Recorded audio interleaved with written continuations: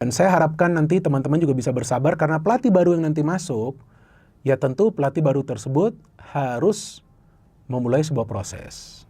Ya kan, proses untuk apa? Proses untuk dia mengidentifikasi para pemain kita, untuk mengetahui karakter dari para pemain kita, dan nanti untuk memakai konsep yang pas sesuai dengan karakter para pemain kita. Jadi dalam hal ini sekarang memang waktunya kita untuk bersabar.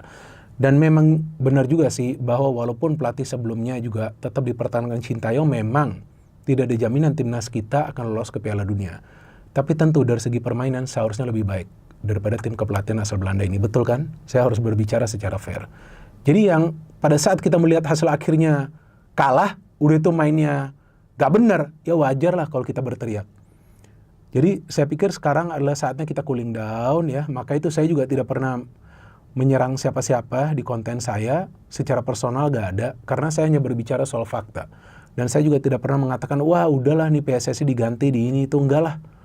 Tapi selama mereka masih coba untuk melakukan perubahan ke arah yang baik, ya udah kita tunggu. Ini sekarang perubahannya akan seperti apa. Kita berikan mereka waktu. Dan kita harapkan nanti pelatih yang dicari juga jangan terburu-buru. Dan coba juga dilihat CV-nya nih. Ya memang kita tahu sekarang ya untuk bicara Piala Dunia masih jauh. Tapi masih ada Piala AFF, kemudian ada Piala Asia 2027, ya kan? Nah ini dua yang sekarang kita lihat.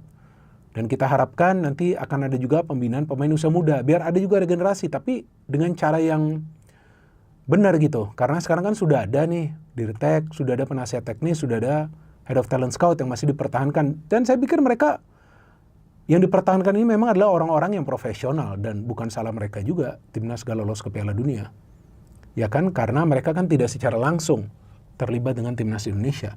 Tapi saya pikir saya punya harapan yang besar dengan Dirtek ini. Yang saya ikuti rekam jejaknya adalah memang orang yang tegas, dan saya harapkan PSSI bisa juga memaksimalkan peran dia untuk mengidentifikasi juga talenta-talenta muda dan juga membuat sebuah konsep permainan yang pas bagi para pemain kita.